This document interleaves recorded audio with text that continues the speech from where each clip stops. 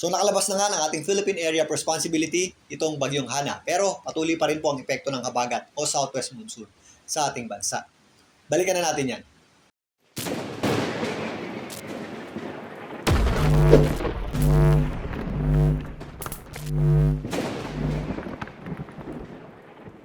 Welcome po muli sa Philippine Weather Trivia. Again, para po sa mga bago sa channel na to. Ako nga pala si Alvin Pura, isang meteorologist at ang inyong weather tito.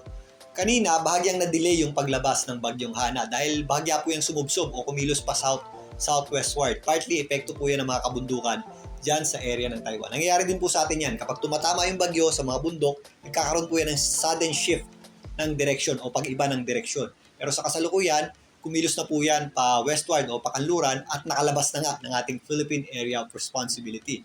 Ayon sa Pag-asa, kaninang alas 8, nakalabas na ng ating Philippine Area of Responsibility itong bagyong Hana. At dahil din sa mga kabundukan dyan sa Taiwan, humina rin po ang bagyong Hana. Ito po ay nasa typhoon category pa din na may lakas na hangin na nasa 120 km per hour, malapit sa kanyang gitna at kung minsan may mga pagbugsong umabot pa rin sa halos 165 km per hour. Ito po ay inaasahan natin na unti-unting kilos patungo dito sa southern portion ng China at unti-unti rin po ang paghina nito. Pero sa kasalukuyan, patuloy pa rin itong pinapalakas yung ating habagat o southwest monsoon na siya pong nakaka-apekto sa malaking bahagi ng ating bansa. Kaya saan pa rin po natin ang mga pagulan dulot ng habagat at kung minsan may kasama rin po yung pabugso-bugsong hangin dito po sa area ng Pangasinan. Kasama na po dyan ang ilang areas ng La Union, maging dito sa Zambales, Bataan, kasama na rin po dyan ang Occidental Mindoro. Mostly, yung concentration ng ating malalakas na pagulan ay nandito sa western section ng ating bansa. Posible rin po yung mga paminsan-minsan pagulan at thunderstorms at kung minsan may kasama rin po yung pabugso-bugsong hangin dito po sa area ng Abra, Apayao, kabundukan ng Cordillera, kasama na po dyan ang Benguet,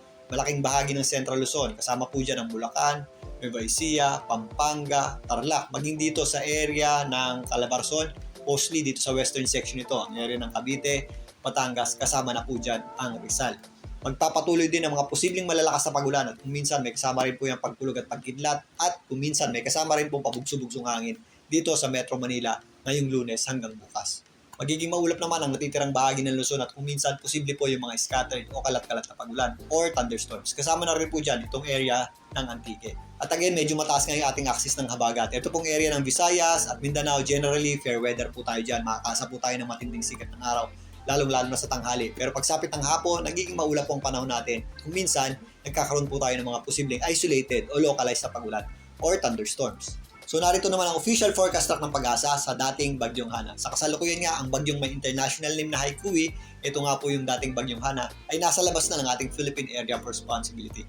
Ito po ay nandito, malapit sa ating boundary line. Pero yan po ay inaasahan nating kumilos, pakanluran, patungo dito sa mainland China. Mabagal po yan kikilos, pero kapag tumama na po yan dito sa mainland China, asahan pa po natin ang unti-unti pang paghina niya. Kasabay niyan, mula Tuesday hanggang Wednesday, unti-unti rin pong hihina yung epekto ng habagat or southwest monsoon sa ating bansa at unti-unti rin pong mababawasan ang mga dala-dala nito pag-ulan. So nakalabas na nga ng ating Philippine Area of Responsibility itong bagyong Hana. Although nakalabas na, magpapatuloy po yan mag-enhance o magpalakas ng ating habagat or southwest monsoon. Kaya mag-ingat pa rin po tayo sa mga posibleng epekto ng habagat gaya ng mga flash floods at landslides, especially po doon sa mga lugar na tuloy-tuloy na nakakaranas ng malalakas na pag-ulan. Ito namang grupo ng kaulapan o cloud cluster sa eastern section ng ating bansa ay patuloy din nating babantayan sa possible development nito sa mga susunod pang mga araw. Pero gaya nga ng nabanggit natin kanina, kapag naglandfall na itong bagyong Hana dito po sa may area ng southern China, asahan din po natin ang unti-unting paghina ng epekto ng habagat sa ating bansa. Mamaya talakayin natin ang mga posibleng pagulan dulot ng habagat sa mga susunod na araw at talakayin na rin natin ang posibleng paghina nito.